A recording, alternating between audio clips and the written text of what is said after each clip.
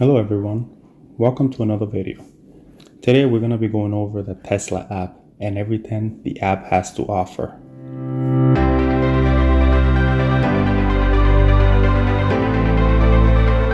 Hello everyone, today we're going to be going over the Tesla app.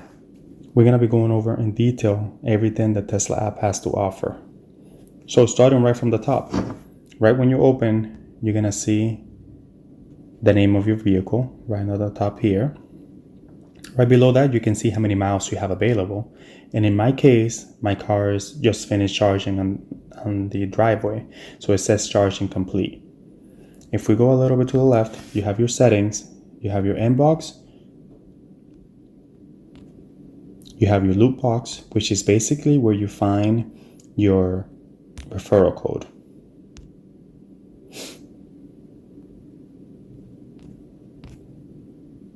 Next, you have your account, notifications, fingerprint authentications. You also have your calendar sync. So this is pretty cool because anytime you have an event on your calendar, when you get into the car, it'll show you your calendar for the day. So it's pretty cool. We're gonna go back to the main screen. So here we have the loop box again on the top right that we already saw. Then if you click on the battery, it takes you to your charging. So right now, like I said, it's on charging complete. But if we wanted to move the limit, we can. This is where you could do it. You can also do it from the car.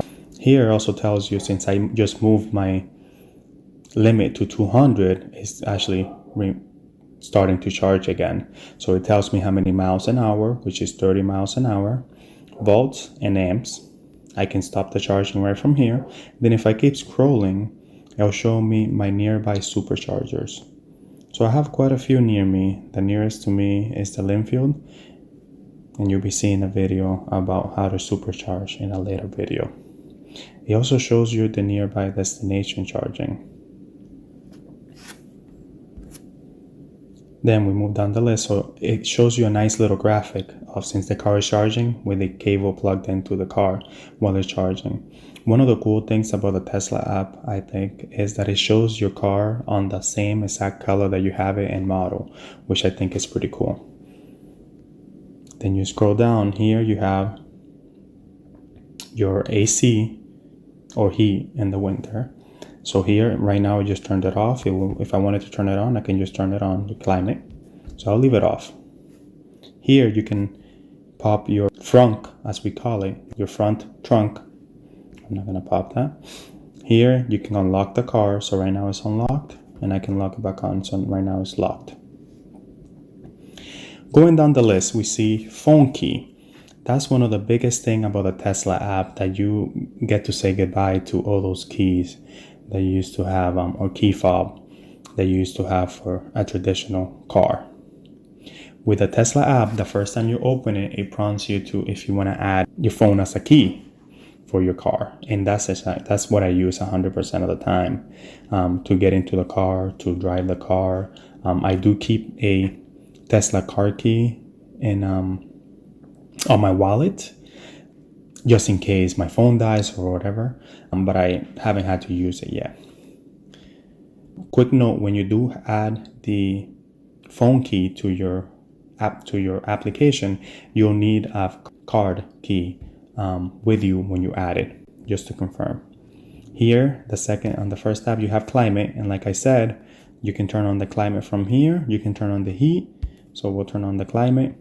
At this point, we're going to AC because it's 80 degrees inside a car. If I wanted to turn on the hidden seats, I can right from here.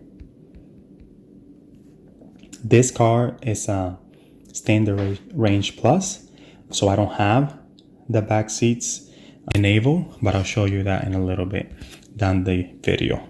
So then the next button down is the controls. So from here, you can vent all your windows. So by pressing that, all the car windows will go down about 1 inch, so some airflow can get in there.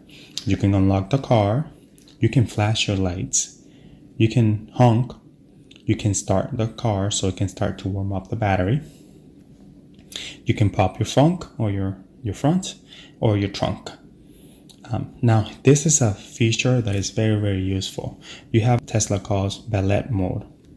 So with that mode, when you go, let's say you go into a restaurant and they only have valet parking, or you want to utilize the valet parking, what you do is you put into valet mode.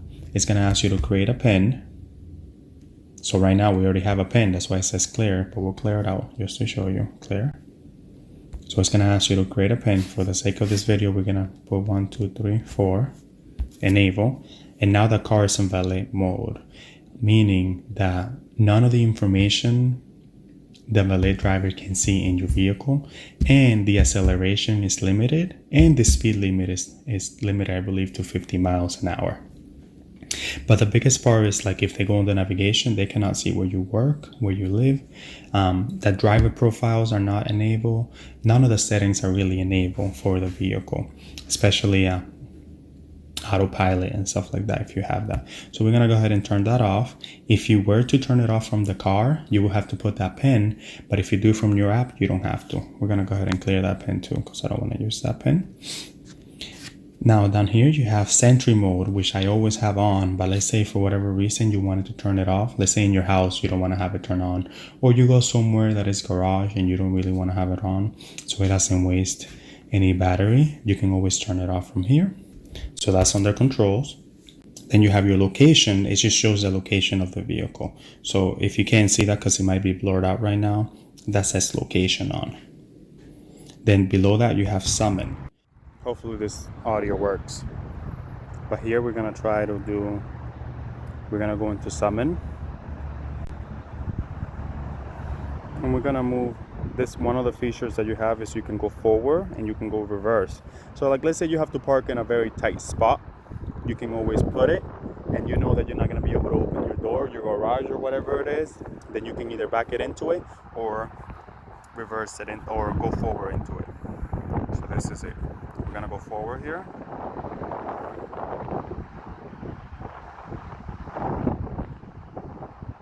So it goes nice and slow, and it stays nice and straight. So you can see it's staying in the lane there.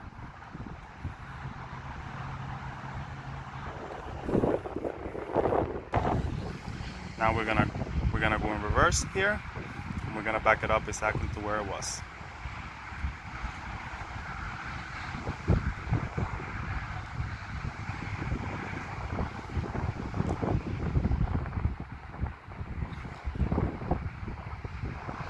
Perfect. Stop it there. Good. You have upgrades. So going back to when I was talking about the climate and the 2 front heated seats, I have the option to purchase the rear heated seats as well. So basically the car has them.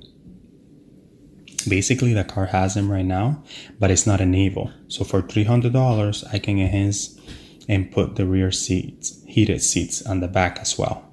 Now that's not something that I really need right now, but if the winter month is something that I want, I can add it and then I own it forever. Then you go under purchase and it shows you autopilot comes standard with all the vehicles, all the Tesla vehicles, except the base model, Model 3, which is the $35,000 one that you have to order over the phone. It's not available online. And then we bought the full self-driving when we bought the vehicle. So that's already there as purchased. So it's pretty cool because I seen, before we got out the car, of course, I seen online that some people were able to buy a speed bump or a performance bump on their vehicle. So I'm excited to see if we get anything like that. Then from here, you can schedule your service appointments. So right now you see I have one schedule coming up, but by you clicking on it, it shows you, you're gonna be able to select for an appointment. Right now it's showing me the current appointment I have. I can cancel it from here if I wanted to. Right after that, we have roadside assistance. So roadside assistance is exactly what it is. From here, you can select what type of roadside assistance you need. If it's a battery, if the car won't start, if it's your car won't run, or if it's tire. So here you can select all of that in the Tesla app. If you go down all the way on the bottom, it shows you the model of the vehicle, how many miles the car has, your VIN number, and the version that you're running this app on, which is pretty cool. Also on the app is where you get when there's an over-the-air update. Usually it installs overnight. As soon as I get it, I like to install it. It takes usually about 20-30 minutes. I like to install it just to see what else we got in the vehicle.